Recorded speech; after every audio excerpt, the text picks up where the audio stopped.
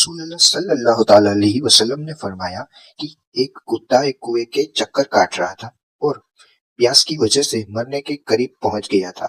अचानक बनी इसराइल की एक बदकार औरत ने उसे देखा। उसने अपना दुपट्टा उतारकर उसे पानी में डाला और उसे पानी पिलाया। उसकी इस अमल की वजह से उस औरत को बख्श दिया गया।